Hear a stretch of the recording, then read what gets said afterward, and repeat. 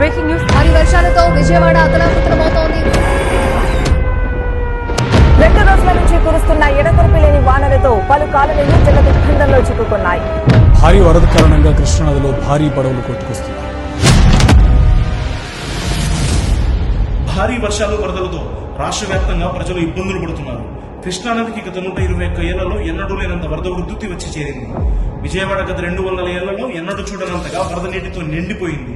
ప్రజలందరూ విద్యుత్ సరఫరా లేక, ఆహారం లేక, తాగడానికి నీళ్లు లేక తీవ్ర ఇబ్బందులు పడుతున్నారు. ఇన్ని కష్టాలు చుట్టుముట్టిన ముంపు ప్రాంతాల ప్రజలు మాత్రం మనోధైర్యాన్ని కోల్పోలేదు. కారణం, ఒక శక్తి తమకు అండగా ఉందని, ఆ శక్తి తమను కాపాడుతుందని గట్టిగా నమ్మి నిలబడ్డారు. ఆ శక్తి పేరే ముఖ్యమంత్రి నారా చంద్రబాబు నాయుడు గారు.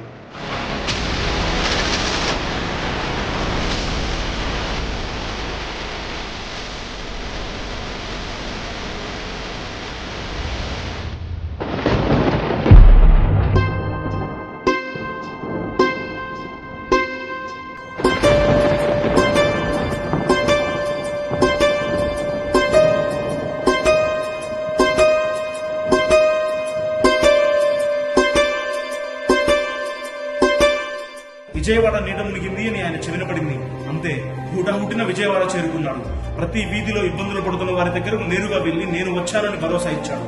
విజయవాడ కలెక్టరేట్ ని తన నివాసంగా మార్చుకుని విజయవాడ తేరుకున్నాకే ఇంటికి వెళ్తానని నిర్ణయించుకున్నాడు. అధికారులతో సమీక్షలు జరిపారు. విజయవాడ ప్రజలను ఎలా కాపాడాలో ప్రణాళికలు రచించాడు. కేంద్ర హోంమంత్రితో, ప్రధానమంత్రితో మాట్లాడారు. అవసరమైన బలగాలను, బోట్లను రప్పించారు. వరద నీటిలో చిక్కుకుపోయిన ప్రతి ఒక్కరికి ఆహారం, పాలు, తాగడానికి నీళ్లు అందేలా చూశారు. స్వయంగా తాను కూడా అందించారు. వరద పరిస్థితులను, సహాయక చర్యలను వివరించి ప్రతి ఒక్కరికి తాను అండగా ఉన్నానని భరోసా కల్పించారు. అర్ధరాత్రి 12 దాటింది. 1 గంట, 2, 3 గంటలైనా ఆయనకు మాత్రం టైం తెలియలేదు. తెల్లవారు 5 గంటల వరకు ప్రతి ఒక్క విషయాన్ని దగ్గరుండి పర్యవేక్షిస్తూ పదండి ప్రజల్ని కాపాడుదాం, కష్టకాలంలో వారికి అండగా నిలుద్దామంటూ అధికారులను ఉత్తేజపరుస్తూ వారితో కలిసి నిరంతరంగా పనిచేస్తూనే ఉన్నాడు నారా చంద్రబాబు నాయుడు.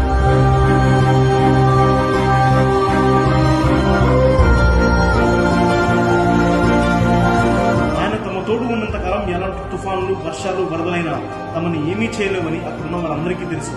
అందుకే ఇంత కష్టకాలంలో కూడా బాధితులు ధైర్యంగా నిలబడ్డారు. చంద్రబాబుని the man of crisis management అని అందుకే అంటారేమో.